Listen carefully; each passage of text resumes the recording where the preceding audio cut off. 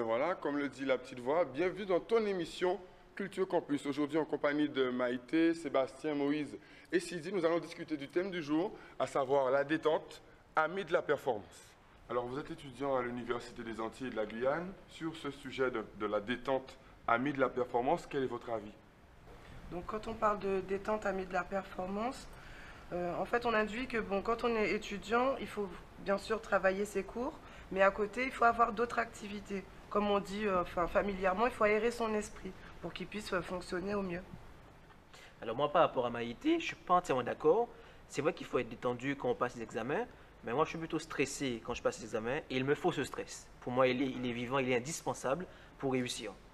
Donc, c'est vrai que je fais beaucoup de sport et après l'examen, encore davantage, mais il me faut ce stress pour pouvoir me dépasser. Il est indispensable. Et je sais qu'il y a beaucoup d'étudiants dans mon cas, beaucoup de lycéens, qui ont également ce phénomène de stress. Et sans ce stress, ils ne peuvent pas se dépasser, ils ne peuvent pas réussir. Oui, donc pour rebondir sur ce qu'a dit Moïse, un mauvais stress et surtout un stress en surdose peut faire effectivement rater un examen, même un examen qu'on a pourtant bien préparé.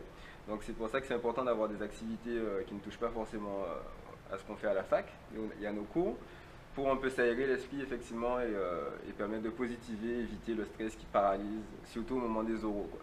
Donc il faut des activités, même avec des amis par exemple, ou même des amis qui ne sont pas à la fac, pour un peu penser à autre chose et ça permet effectivement aux neurones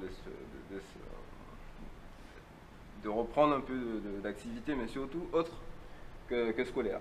Donc à arriver au jour des examens, on est beaucoup plus efficace, on va dire. En synthèse, je dirais que c'est un arbitrage individuel. Chaque personne a sa personnalité et en fonction de ça, elle va gérer si elle sera stressée ou bien s'il faudra qu'elle se détende, etc. Un bon PES, un film à la télé, faire quelque chose, aller courir, ça pourra passer, les examens se passeront bien.